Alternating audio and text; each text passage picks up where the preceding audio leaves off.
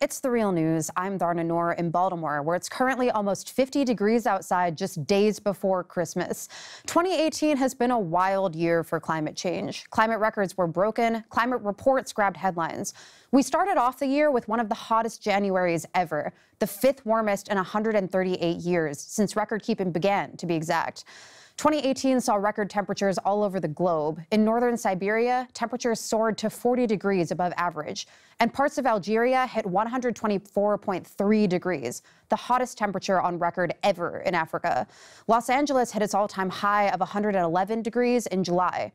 Heat waves are dangerous in and of themselves, and they also exacerbate wildfires. Wildfires like the ones in Greece that melted cars and forced them into the sea to escape. And in Sweden, where officials deployed almost every municipal firefighter in the nation. California saw its worst wildfire in history. The Camp Fire in Butte County left almost 90 dead and forced tens of thousands of people from their homes. Meanwhile, devastating storms also wreaked havoc. The strongest storm of 2018 was Super Typhoon Yutu. It was in the northern Mariana Islands. And Hurricane Michael was the first ever Category storm to make landfall on the Florida Panhandle. It killed over 40 people.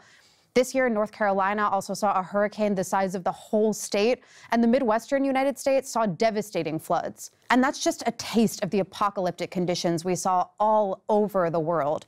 Despite people like former EPA Administrator Scott Pruitt saying that climate change could help humans flourish, there's scientific consensus that climate change is fueling and sometimes even causing these disasters.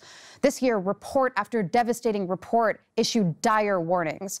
A federal report released on Black Friday showed that climate change could kill thousands and cost the U.S. tens of millions of dollars, up to 10% of the GDP by the end of the century.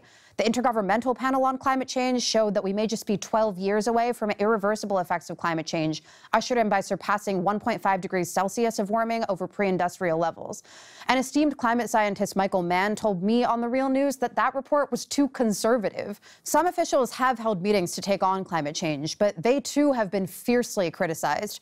California Governor Jerry Brown held the Global Climate Action Summit in the fall, but he and other participants caught a lot of heat for focusing on market-based solutions. Hundreds actually disrupted Brown's conference. They noted that in Brown's time as governor, he approved 20,000 new oil and gas permits. More recently, the UN held its climate conference in Poland for nations to make plans to adhere to the 2015 Paris Climate Agreement, but the IPCC and many others say that those pledges aren't nearly enough. 2019 will likely be an El Niño year, which will have an impact on global weather patterns and could usher in even more extreme weather events. But as the winds pick up, so may the resistance to climate inaction.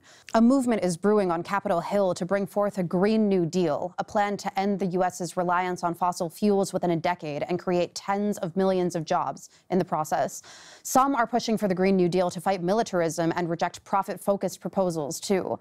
The Extinction Rebellion is holding protests demanding climate action across the UK, and the Yellow Vest movement in France is pushing the idea that the elite and the fossil fuel industry should pay for climate reforms. Indigenous and frontline protesters disrupted COP24 and the Global Climate Action Summit.